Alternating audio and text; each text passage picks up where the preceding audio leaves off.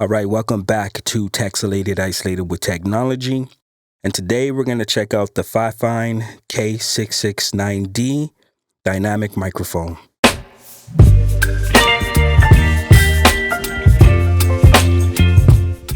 All right, I'm going to do a quick unboxing and a quick look and a quick sound test of the Fifine K669D.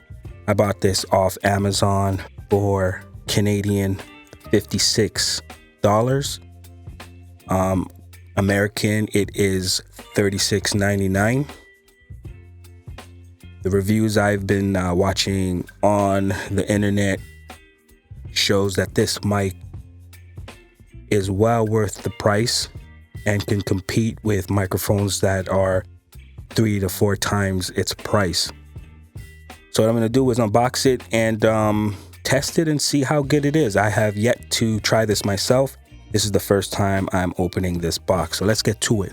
All right, so you can see Fifine K69D dynamic microphone. It's XLR only. Supposed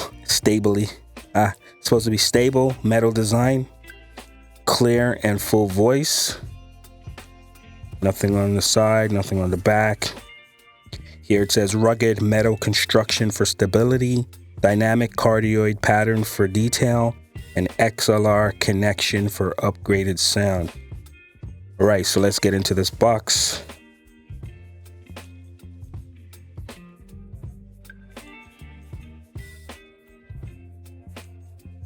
All right, so it looks like you got a small table stand. It's actually made of metal. That is pretty amazing, but it's very small, so I don't think this would do any good for a mic stand. I think there is some kind of documentation.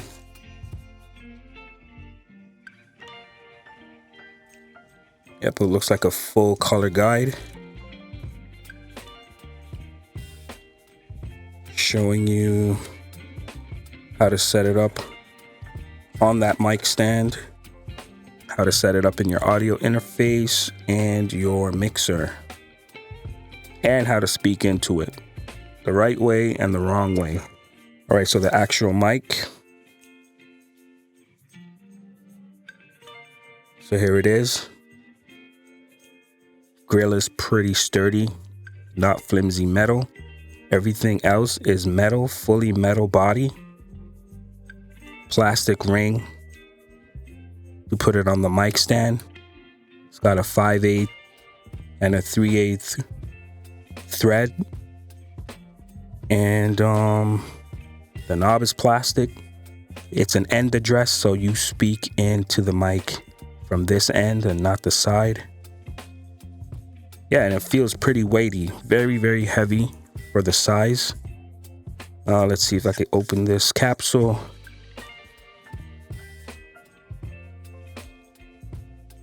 All right, so there's the capsule. Looks pretty good. Has like a built-in shock mount system. We'll put this back on. What nobody really speaks about is how similar this mic looks to the AT2035. It looks almost identical. I'm gonna pull out my 2035 right now and I'll show you. So here's the 2035 by Audio-Technica. I find these two mics look very, very similar in design. Of course, the Fifine is smaller, and the Fifine is a dynamic mic, where the Audio-Technica is a condenser mic. You speak through this part on the Audio-Technica, and you speak here on the Fifine. So I find that quite interesting. Nobody seems to bring that up. All right, with all that out of the way, I'm going to connect up the microphone and do a quick test. All right, I'll be back. All right, so now I switched to the Fifine K669D. I'm using the exact same settings I was using on my previous mic. The previous mic was my AKG C414. That mic is significantly more expensive than this mic. If the sound is comparable, I would be truly shocked. I could hear it through my headphones right now. It sounds pretty good, but I usually like to wait until I sit down at my main computer and dissect the sound through my other headphones. So let me know what you guys think in the comments below. I'm speaking about a fist away.